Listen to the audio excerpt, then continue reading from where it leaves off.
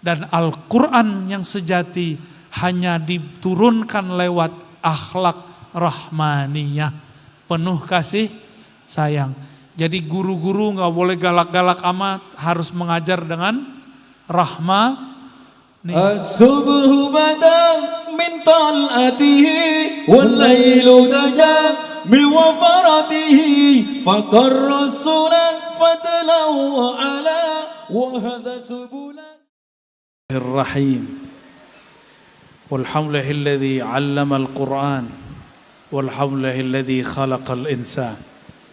Asyhadu an la ilaha illallah wa asyhadu anna Muhammadan 'abduhu wa rasuluh. Allahumma salli wa sallim wa barik ala sayyidina Muhammad wa ala alihi wal mahdi khalifatihi wa sallim. Amma ba'du.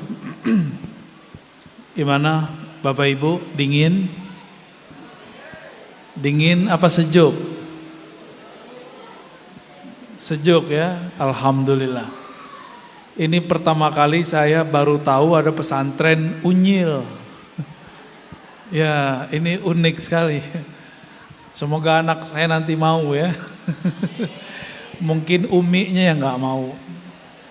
Biasanya kalau pesantren itu yang nggak tega itu emaknya. Ya, coba lihat muka dia langsung terancam tuh. Para kiai, para bunyai, semoga dalam ridha Allah Subhanahu wa taala. Saya ini bukan siapa-siapa, cuma kakak kelasnya Kiai Jainal. Dulu saya manggilnya bukan Gus, manggilnya apa? Coy. Mana Coy gitu.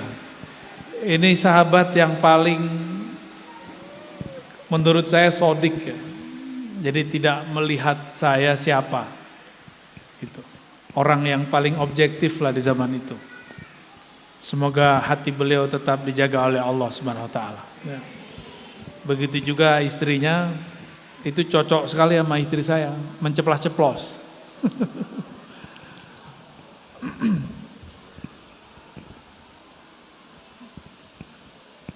Kajian Isra Mi'raj sudah banyak yang menjelaskan. Namun saya buka dengan surat Ar-Rahman aja. Ternyata satu nama Allah bisa menjadi satu ayat. Ar-Rahman. Benar gak? Ar-Rahman. Ar-Rahman dalam ilmu bahasa Arab, mungkin sebagian orang berpikir ini jumlah mufidah atau belum? Kalimatnya sudah sempurna atau belum? Gimana Kiai? Sudah mufidah atau belum? Kalau jumlah mufidah kan mesti ada mubtada, ada khabar. Ar-Rahman mana mubtadanya?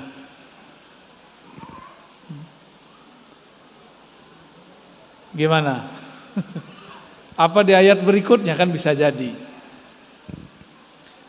Atau ditakdirkan di depannya haza atau huwa. Tapi itu kan penjelasan ulama. Bagi ulama ahli rohani, satu nama Allah itu sudah mufid, nggak perlu pakai yang lain. Itu sebabnya ulama-ulama ahli kolbu, kalau mereka ingin berzikir, nggak perlu pakai kalimat macam-macam, cukup Allah, Allah, atau mengambil satu nama Ar-Rahman, Ar-Rahman, harus pakai alif lam, nggak boleh nggak pakai. Jadi kalau ada yang zikirnya Rahman, Rahman, Rahman, itu bukan Allah. Itu isim Rasulullah atau mungkin nama suaminya. Rahman, Rahman, Rahman. Jadi kalau nama Allah dalam bab ini mesti pakai alif lam, Ar-Rahman. Sir itulah yang disimpan oleh Allah pada lafaz alif lam ra. Ada ayat begitu? Alif lam ra. Itu adalah akar daripada Ar-Rahman, Ar-Rahim. Oleh karena itu jangan heran masyayikh-masyayikh kiai-kiai semenjak dari zaman dahulu sampai sekarang kalau mulai ngajarnya menyebutkan hadis al-mahabbah al-musalsal bil awwaliyah. Apa arti musalsal bil awwaliyah? Jadi awal membuka pengajian yang dibacakan hadis ar-rahimuna yarhamuhumur rahman tabaraka wa ta'ala, irhamu man fil ard yarhamkum man fis sama. Lafaz ini dibaca oleh ahli hadis bersanad. Nah, ini lagi rame istilah bersanad. Setelah saya ceramah di Riau setahun atau 2 tahun lalu, saya menyebutkan persoalan rumah tahfiz, rumah ngaji Quran tapi tidak punya silsilah guru. Saya sebutkan begitu, banyaklah yang ngamuk-ngamuk. Disebut saya anti-Islam. Disebut kita anti-Quran. Lah banyakkan sanad Quran kita dari dia. Ternyata orang ini salah faham. Bapak Ibu yang dimuliakan Allah, di hadis Nabi dikatakan ketika Nabi setelah membagi harta rampasan perang, tiba-tiba ada satu orang merasa Nabi Muhammad tidak adil. Maka dia datang kepada Rasulullah, lalu Rasulullah dibentak. Apa kata dia? Ya Rasulullah, ittaqillah. Di riwayat yang lain disebutkan, ya Muhammad, i'dil. Hei Muhammad, kamu berbuat adil lah. Hei Muhammad, takutlah kepada Allah. Nabi Muhammad dibentak. Nanti gak lama lagi Pak Kiai dibentak sama jamaah baru tobat kemarin sore. Siap-siap aja, ya, siap-siap aja, ini bakal ada waktunya. Bisa lewat sosial media, bisa langsung verbal. Kalau saya kan udah sering ngalamin, ya, orang baru hijrah 3 tahun lalu, ada yang baru hijrah 3 bulan lalu, itu bentak kita. Tapi yang paling unik itu, ada yang mendoain kita, baru bisa bahasa Arab 2 kata, Allah yahdik, 3 kata ya, semoga Allah memberi hidayahmu ar-razi. Ya saya aminin. Kalau ada orang doain kita diaminin gak? Amin. Dia lupa, dulu waktu iblis masih berpangkat malaikat di surga, datanglah malaikat-malaikat yang biasa naik turun ke Lauh Mahfuz meminta doa kepada Azazil alias iblis. Waktu itu dia memimpin ibadah di surga. Jadi iblis itu dulu pernah menjadi mursyid di surga. Jadi pemimpin torikoh. Nama torikohnya torikoh Azaziliyah. Itu gak masuk mutabaroh ya. Apa kata para malaikat? Wahai Tuan Azazil, doakan kami. Kami baca di Lauh Mahfuz, ternyata ada nanti sekelompok orang berpangkat malaikat penduduk surga akan tergelincir dan diusir dari surga. Tolong doakan kami istiqomah dan hidayah. Apa kata Azazil? Rabbuna yahdikum. Semoga Allah memberi hidayah kalian. Tapi dia lupa mendoakan dirinya sendiri. Hadakumullah, begitu. Allah yahdikum. Sama itu, lafaznya sama semua. Semoga Allah kasih hidayah kalian. Tapi dia lupa mendoakan dirinya sendiri.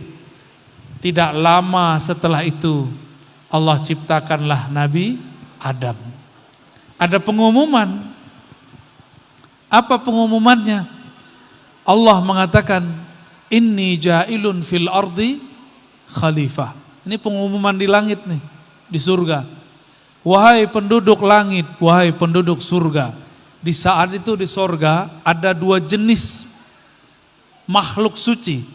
Pertama malaikat nuriyah yang dari cahaya, ada yang makhluk dari api tapi berpangkat malaikat.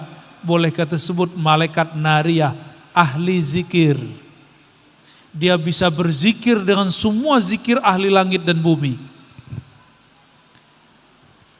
Berapa lama mereka berzikir? Dalam riwayat yang kita dapatkan mereka berzikir, kata Imam Tobari, 18.000 tahun lamanya. Ada yang sudah zikir 18.000 tahun di sini? Kayaknya zikir 5 menit aja sudah mulai ngantuk-ngantuk ya. Kata Kiai, kamu zikir 5.000 ya, langsung kita stres. Baru muter tasbih 5 kali, dilihat kapan selesainya nih ya. Itu kalau disuruh wirid sama Kiai. Ini kalau Azazil enggak, disuruh wirid berapa aja dia kerjakan. Si Azazil dan para malaikat yang dipimpin oleh Jibril. Jadi dulu itu ada 2 malaikat hebat, satu Azazil, satu Jibril. Jibril itu gurunya Azazil. Jadi Jibril ini pernah mengajari 2 makhluk yang kemudian jadi musuhnya. Pertama Azazil, nanti yang kita sebut Samiri, yang bakal menjadi Dajjal. Nah, kembali ke surga. Allah mengumumkan, aku akan menciptakan pengurus penduduk di bumi dari kalangan manusia. Bahasa Jawanya apa? Menungso ya. Inni ja'ilun fil ardi khalifah. Aku akan ciptakan, jadikan di muka bumi manusia. Coba perhatikan di situ, ada 2 kalimat muncul. Pertama malaikat ngomong gini, ataj'alu fiha may yufsidu fiha wa yasfikut dima. Ya Rabb, ya Allah, Gusti Allah, kira-kira begitu. Masa engkau mau menciptakan di muka bumi penduduk yang akan merusak dan menumpahkan darah? Ini malaikat itu rahmahnya tinggi. Tapi di situ ada waw, wa nahnu, ada yang nyambung. Wa nahnu, kalau yang barusan gak ngomong nahnu. Maka dalam asrar tafsir, dalam tafsir Isyari ditemukan itu waw di situ pemisah antara malaikat nar dengan malaikat nur. Yang pertama ngomong malaikat nur, malaikat Jibril dan pasukan-pasukannya, tentara-tentaranya. Sedangkan yang waw, setelah waw, wa nahnu, jadi mereka langsung bilang, sedangkan kami. Ini bukan karakter malaikat cahaya yang ngomong begini. Ini malaikat api yang ngomong begini. Wa nahnu nusabbihu bihamdika wa nuqaddisu lak. Sedang kami lebih banyak berzikir, kira-kira begitu. Kami tirakatnya lebih banyak daripada makhluk yang disebut manusia itu. Diusut oleh ulama ahlul haqiqah. Syukuran ya. Ternyata itu adalah Azazil. Siapa yang ngomong? Azazil. Jadi ciri-ciri Azazil itu sering ngomong, saya, kami banyak zikir, kami banyak hafalan. Hati-hati nih, para kiai ini kan hafalannya keren-keren ini. Ya. Hati-hati di situ. Nanti bisa-bisa kena. Azazil nama malaikatnya iblis. Jadi sebelum dipecat dari pangkat malaikatnya namanya siapa? Azazil. Jadi jangan kasih nama anak Azazil ya. Serem ntar itu. Si Azazil ini yang ngomong, nahnu nusabbihu bihamdik. Kami sudah lama bertasbih kepadamu. Nusabbih itu banyak bertasbih kepadamu, memuji engkau. Wa nuqaddisu lak. Kami juga sudah lama mengkuduskan engkau. Tuh, yang ngomong, dia ngomong nahnu dulu, ini adabnya sudah salah. Kita bisa berzikir itu karena Allah yang bantu. Dalam satu doa, kita berdoa begini. Allahumma a'inni ala dzikrika. Coba diterjemah. Ya Allah, a'inni, apa arti a'inni? Bantulah aku Kalau bahasa Jawanya gimana? Yai, bantulah kulo. Sohe, bener. Kulo. Ya, syukur. Istri wong Tuban tapi nggak bisa ngomong bahasa Tuban karena nggak tinggal di sono. Ya. Bismillah. Ini, ya Allah bantu aku menyebut Engkau, berzikir. Apa artinya? Tidak ada zikir yang kita baca, tidak ada ayat yang lewat di lidah ini, kecuali semua itu bantuan Allah Subhanahu wa ta'ala. Maka mustahil orang yang paham bab ini ngomong wa nahnu nusabbihu bihamdik. Kami sudah lama tasbih zikir. Gak mungkin. Pernah dulu ada 2 kelompok kiai tengkar.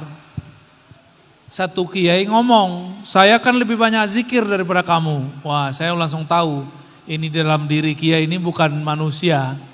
Itu syayatinul insi. Setan tapi tubuhnya manusia. Ini ciri-ciri. Ciri-ciri kiai dalamnya setan. Hati-hati. Ya, ngomong, saya kan lebih alim, habis udah kena udah. Orang-orang begitu kena langsung. Maka kita mesti minta ampun setiap saat jika ada perasaan kagum ke dalam diri itu. Itu turunan iblis yang ngomong begitu. Ya. Oleh karena itu, Bapak, Ibu, Saudara, sahabat yang makan Allah, Allah ketika hendak mengajar manusia, menghajarnya dimulai dengan kalimat Ar-Rahman. Ya, Ar-Rahman dulu. Baru Allamal Quran. Maka seorang muallim Quran mesti minta nur rahmaniyah, cahaya kasih sayang Allah masuk ke dalam dirinya. Baru dia ngajar Allamal Quran. Baru habis itu menjelaskan penciptaan manusia. Khalaqal insan. Hanya itu satu-satunya cara menjadikan manusia orang yang hamba Rabbani, menjadi hamba Allah Subhanahu wa ta'ala. Nah, kembali ke tadi. Jadi ketika iblis itu mengatakan, kami lebih banyak zikir, diteslah oleh Allah. Sebelum dites, Allah kursuskan dulu, kuliahkan dulu Nabi Adam, disantriin dulu Nabi Adam. Apa kata Allah? Wa 'allama Adamal asma'a kullaha. Dia Allah mengajarkan Adam semua nama. Maka oleh ahli tafsir dikatakan tidak ada nama pohon, nama benda di alam semesta kecuali Nabi Adam tahu. Kalau pohon ini khasiatnya apa, daunnya apa, semuanya beliau sudah dikasih tahu. Bahkan nama kita yang lahir sekarang ini beliau sudah tahu semua. Dikasih tahu oleh Allah Subhanahu wa ta'ala. Yang dikuliahin, yang disantrikan, yang diajar Nabi Adam, yang diuji, imtihan malaikat. Kira-kira lolos siapa? Yang nyantri Nabi Adam. Yang imtihan, yang ujian malaikat. Siapa yang lolos? Kata Allah, hei malaikat, kamu kabarkan ini pohon namanya apa? Ini benda namanya apa? Bisa jawab nggak malaikat? Tadi malaikat yang ngomong, ya Rabb, kenapa engkau menciptakan di muka bumi manusia yang merusak, membunuh? Yang satu lagi ngomong, kami kan lebih banyak zikir. Dua kelompok malaikat ini tidak satu pun bisa jawab. Ternyata orang ahli zikir belum tentu ahli fikir. Jadi kalau ingin bikin orang cerdas, bukan dengan banyak wiridan. Jangan salah. Kalau mau bikin anak cerdas, ya ngaji. Bukan tirakatan. Tirakatnya ya taklim. Torikohnya at-ta'lim wa ta'allum. Itu torikohnya. Jangan dibolak-balik. Jadi kenapa banyak nih santri salah jalan. Pengen alim tapi pengen dapat ilmu laduni, gak mau ngaji. Ikutlah tirakat, jadilah pemburu kuburan, kemana-mana, pulang-pulang begini. Banyak saya temu begitu. Orang tuanya sudah gak dia kenal, kacau. Bapak Ibu, zikir itu panas.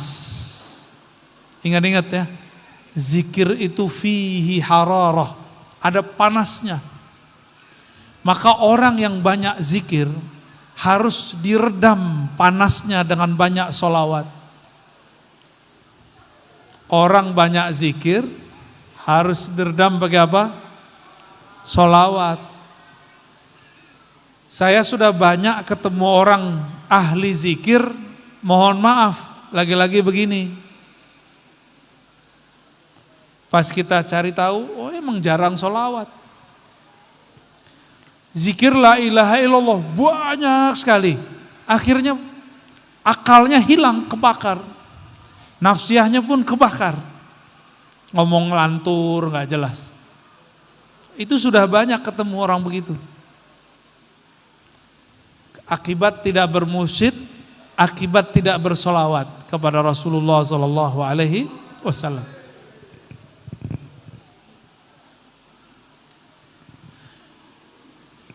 Iblis ini nggak bisa jawab, padahal zikirnya banyak. Banyak zikir belum tentu bisa mikir. Nah, ini tolong diingat-ingat ya. Ini harus sejalan, jangan kemudian salah satunya lebih banyak. Orang yang kenal Allah, kalaupun diam, ilmunya tetap ada nggak? Orang yang alim, dia copot kopiah, masih alim nggak? Orang yang zikir makan, bisa zikir nggak dia? Orang baca subhanallah, subhanallah, subhanallah. Coba ajak makan, masih bisa baca subhanallah? Nggak bisa, kecuali dia zikir kolbu. Hafiz Quran, pakai baju kaos, tetap hafiz Quran nggak? Tetap ya. Ahli ilmu, dia nggak pakai sarung, tetap ahli ilmu nggak? Nggak ngaruh, tetap ahli ilmu.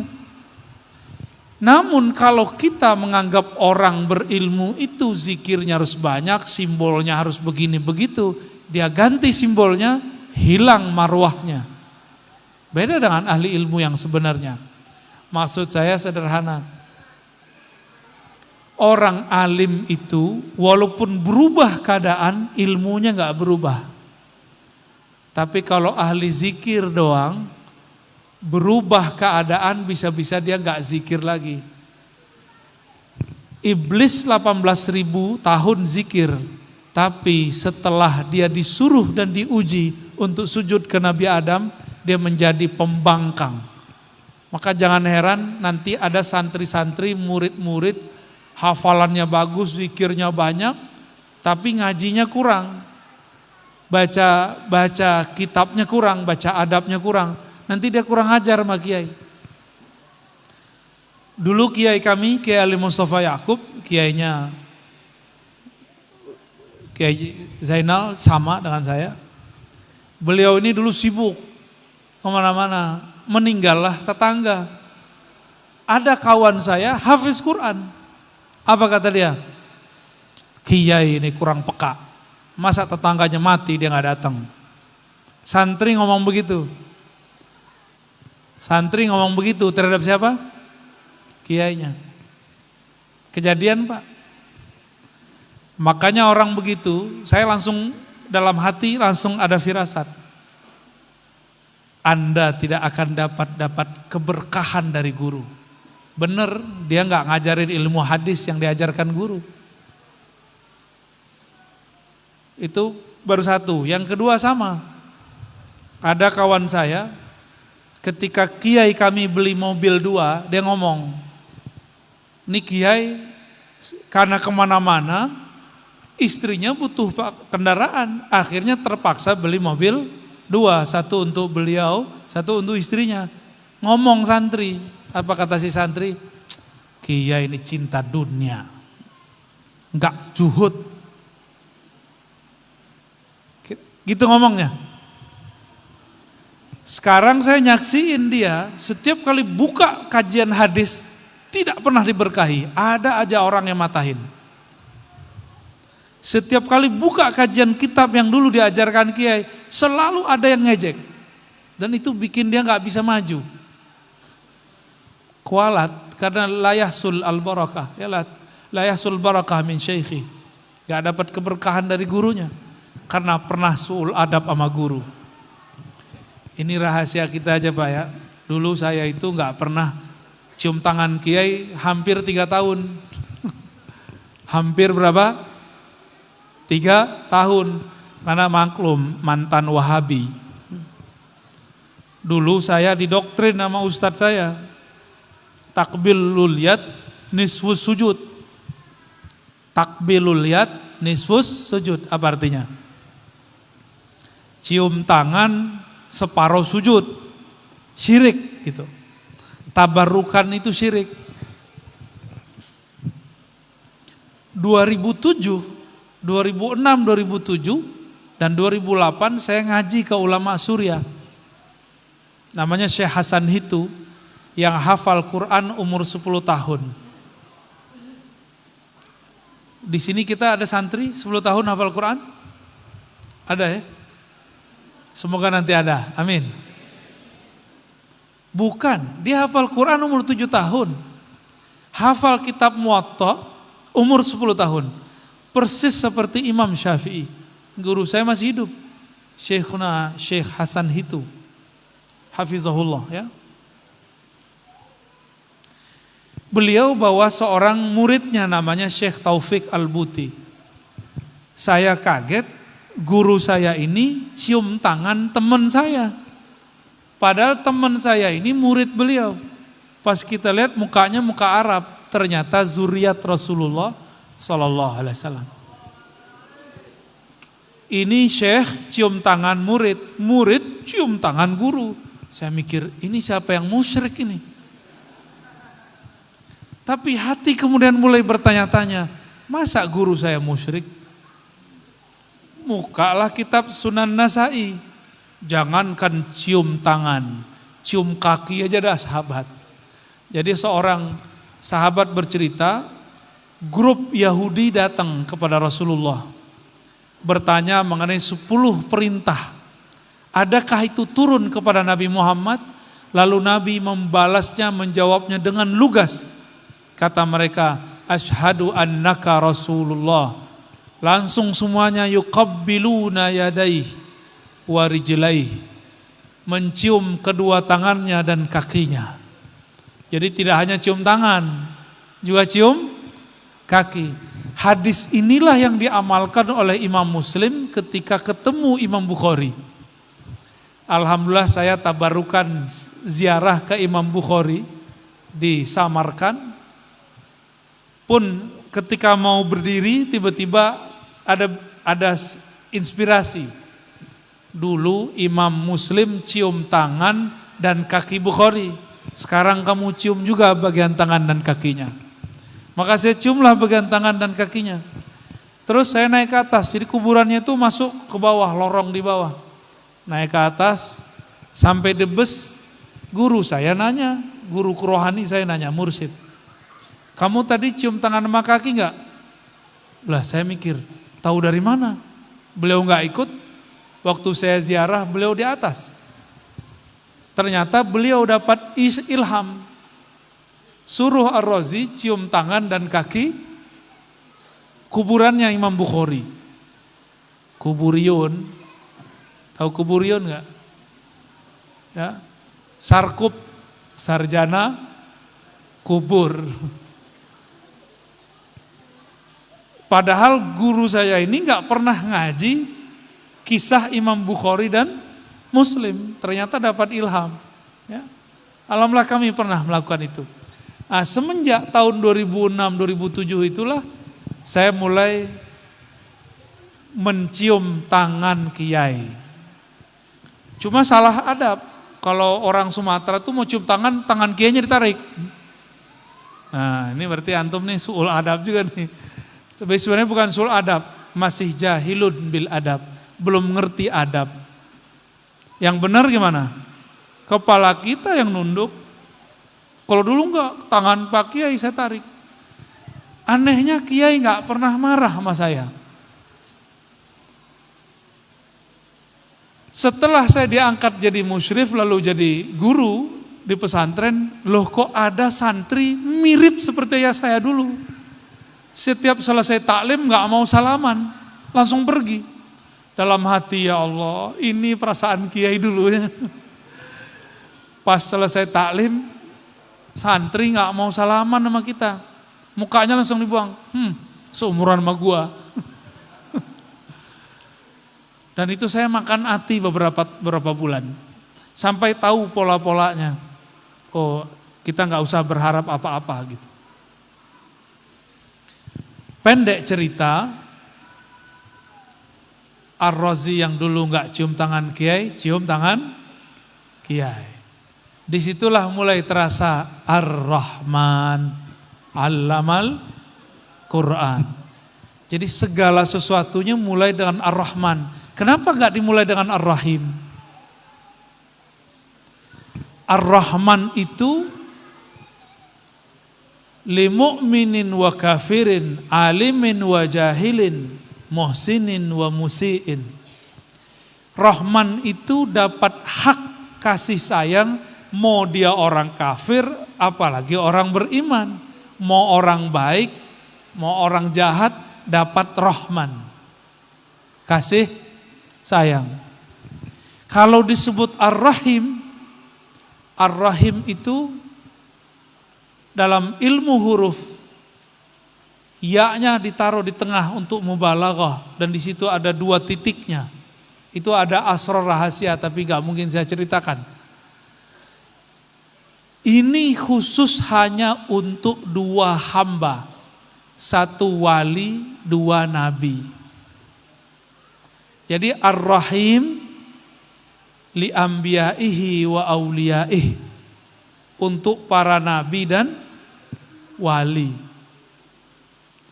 Seandainya Allah memulai surat itu pakai Ar-Rahim, maka yang dapat membaca dan menghafal Quran cuma wali-wali Allah. Itu rahasianya.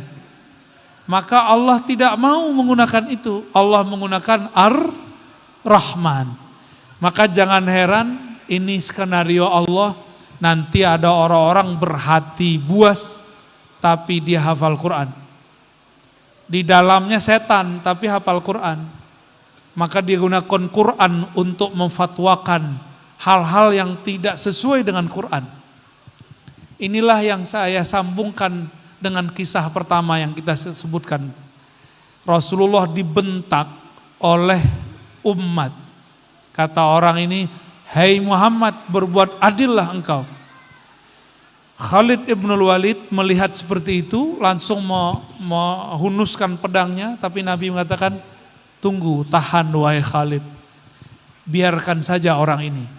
Suatu saat engkau akan melihat muncul dari kelompok dia orang-orang yang yatluna ayatillahi ratba."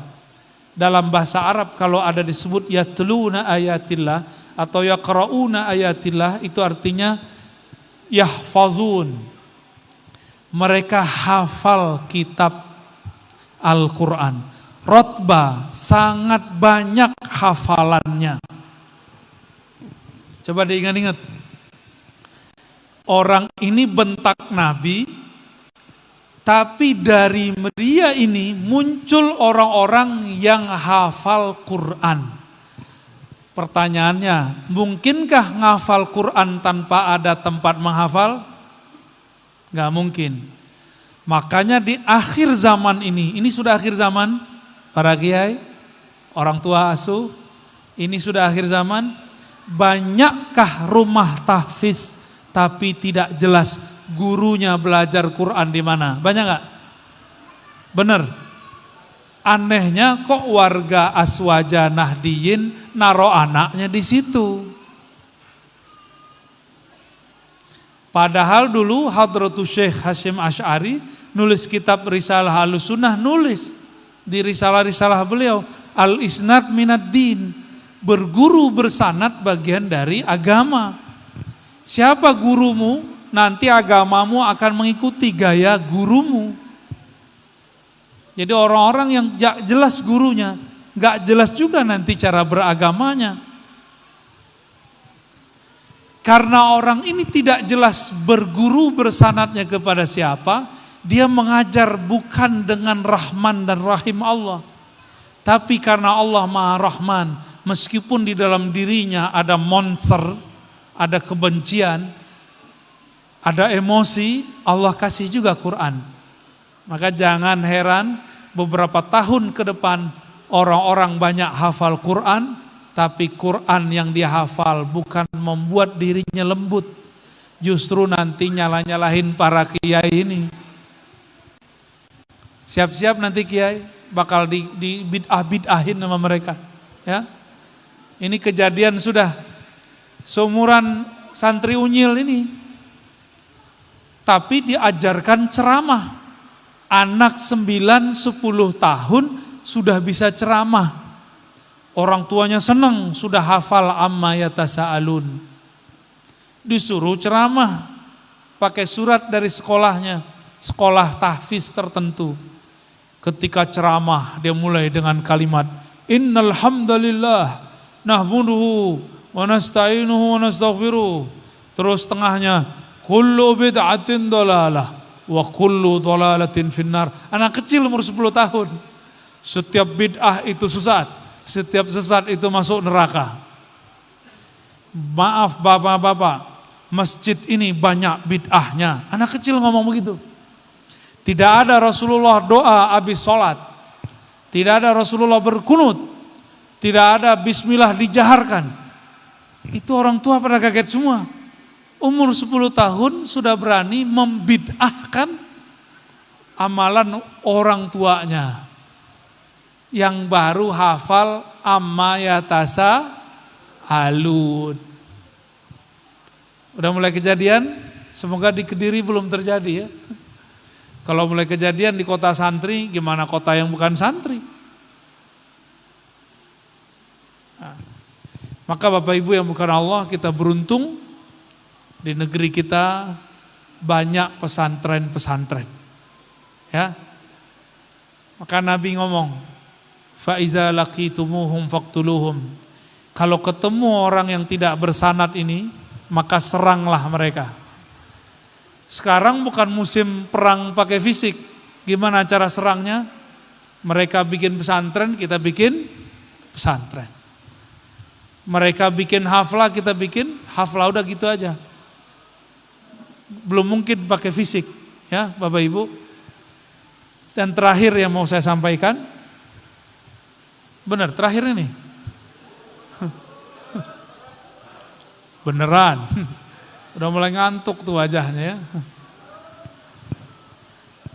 Yang terakhir ini cerita, mungkin perlu konsentrasi dikit. Saya mau tanya, Nabi Muhammad belajar ke Jibril atau Jibril belajar ke Nabi Muhammad? Mana yang benar? Kalau di sanad Quran yang saya dapat, sama nggak dengan ke Jainal? Sama kayaknya. An Rasulillah SAW, an Jibril, an Rabbil Izzah, begitu ya? Benar nggak?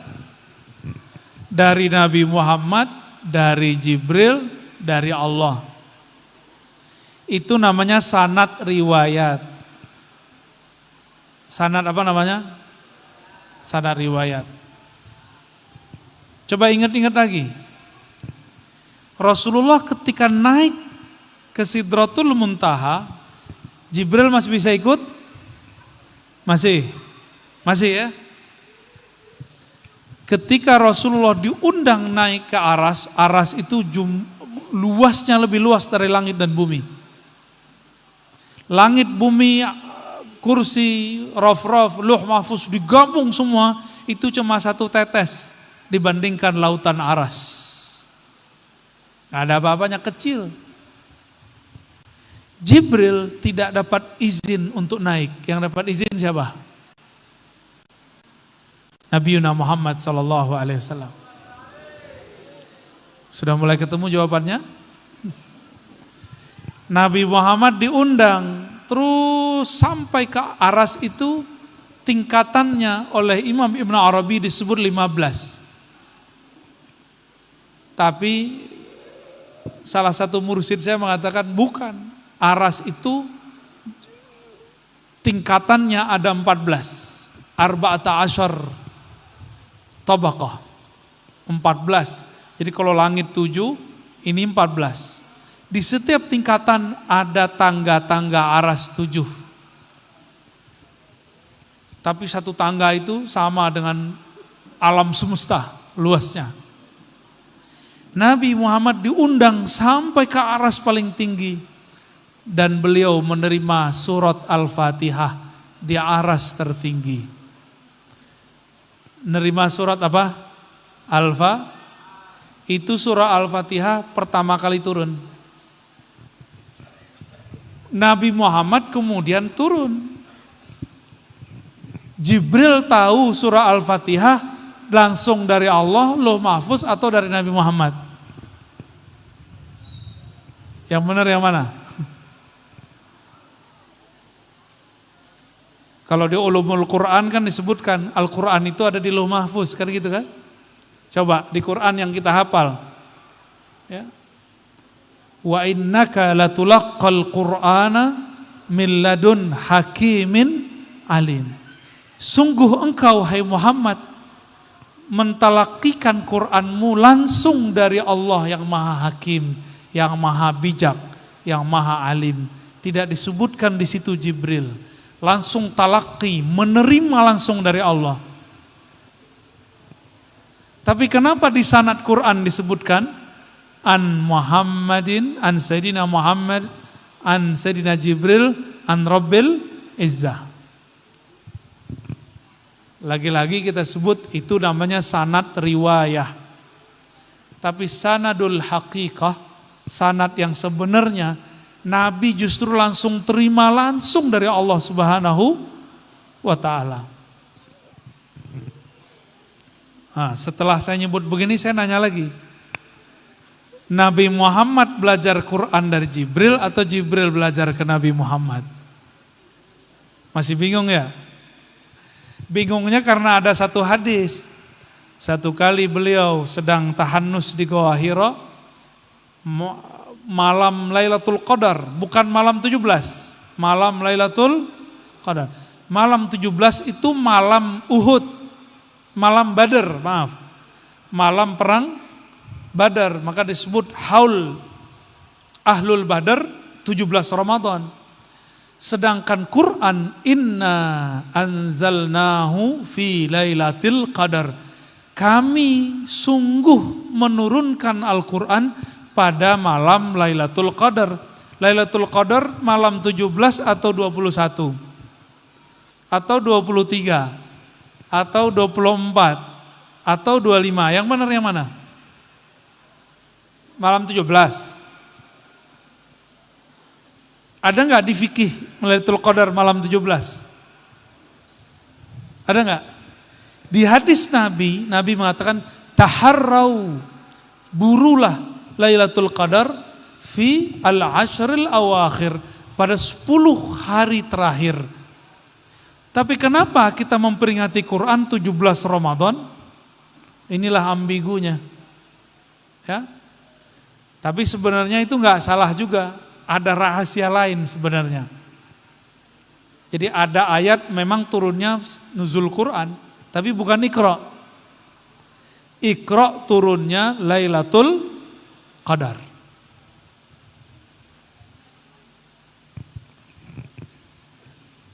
Nabi Muhammad SAW di situ disebutkan didekap oleh Jibril, benar? Apa kata Jibril? Iqra. Bacalah hai Muhammad. Apa jawaban beliau? Ma ana biqari. Tidaklah aku dapat membaca. Coba lihat, adakah Jibril mengajarkan sesuatu? Enggak ada, dia cuma dekap aja. Didekap lagi sampai Nabi Muhammad ngos-ngosan. Sampai yang ketiga, terbukalah blok. Jadi kolbunya itu kayak keblok, kayak ketutup oleh cahaya. Cahaya itu lepas. Di saat itulah Sayyidina Muhammad SAW mampu membaca Iqra bismi rabbikal ladzi khalaq. Jadi Jibril cuma ngomong Iqra. Jibril enggak ngomong ikuti bacaan saya, enggak. Berarti Quran itu sudah ada dalam diri Nabi Muhammad sallallahu alaihi wasallam. Jadi Quran itu sudah di kolbu beliau. Mengenai turunnya itu, anak Jibril cuma mengingatkan bahwa ayat ini kejadiannya ini, ayat ini kejadiannya saat ini, kira-kira begitu. Mungkin pandangan saya ini bagi sebagian orang yang fanatis dengan, mohon maaf, sanad Qur'annya dianggap aneh. Enggak ada itu, ya. Yang ada Nabi Muhammad, Jibril, Allah. Ya kita enggak maksa juga, dan saya udah kasih jalannya. Itu namanya sanad riwayat. Kalau sanad hakikat, Nabi Muhammad langsung dari Allah. Jibril pun belajar ke Nabi Muhammad sallallahu alaihi wasallam, ya. Saya ulangi, Nabi naik ke aras, Jibril ikut enggak? Nabi terima Quran surah Al-Fatihah di aras, Jibril dengar enggak? Enggak. Terus Jibril tahu Al-Fatihah dari siapa? Dari Nabi Muhammad sallallahu alaihi wasallam, ya. Di akhir zaman kita boleh ngaji begini. Kalau dulu, bisa dimarah-marahin kiai saya. Gak ada ceritanya. Sekarang harus dibuka. Ayatnya ada, dalilnya ada, riwayatnya ada. Nah, Bapak Ibu yang mengasihi Allah, maksud saya menyebutkan ini sederhana. Al-Quran itu turunnya langsung dari hadrah rahmaniyah. Allah mengatakan, Ar-Rahman alal arsis tawa. Allah yang maha rahman, maha pengasih, bersemayam terhadap arasnya. Lalu surat Ar-Rahman, Allah mengatakan Ar-Rahman allamal Quran. Allah yang maha rahman, langsunglah dia yang mengajarkan Al-Quran. Apa makna ayat ini ketika dimunasabatkan? Munasabah itu ketika disesuaikan. Orang-orang ahlul Quran kolbunya akan seluas aras Allah. Kata Nabi, Allah berfirman dalam hadis qudsi, ma wasi'ani ardi wala samai, innama wasi'ani qalbu abdil mu'min. Bumi langit tidak mampu menampung pandanganku. Yang mampu menampung pandanganku cuma kolbu hati orang di antara hamba-hambaku yang beriman. Maka mari kita mengajar santri-santri kita, orang tua wali, ya. Mari doakan anak-anak kita supaya di kolbunya ada rahmaniyah. Dan Al-Quran yang sejati hanya diturunkan lewat akhlak rahmaniyah. Penuh kasih sayang. Jadi guru-guru gak boleh galak-galak amat, harus mengajar dengan rahmaniyah. Maka ahlul Quran tidak hanya sayang kepada mukmin, tapi juga sayang kepada orang yang belum mukmin. Tidak hanya sayang kepada orang pintar, tapi juga sayang kepada santri-santri yang mungkin belum pintar. Itulah makna Ar-Rahman. Semoga beberapa ulasan ini bisa membuat kita terinspirasi memahami mi'rajnya Nabi Muhammad ke aras Allah Subhanahu wa ta'ala. Dan kita menjadi hamba-hamba rahmaniyah. Amin ya rabbal alamin. Nasallallahu al-afwa wal afiyah lana walidina walimasyaikhina walisairil muslimin wal muslimat wal hadirin wal hadirat walijami'it tullab wat talibat.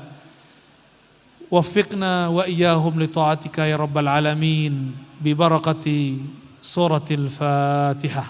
A'udzubillah.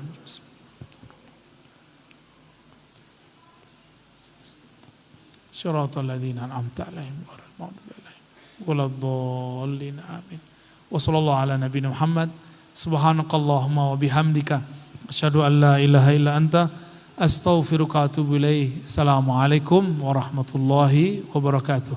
Doa. الصبح بدا من طلعته والليل دجا من وفرته فقر السنن فتلو على وهذا سبلا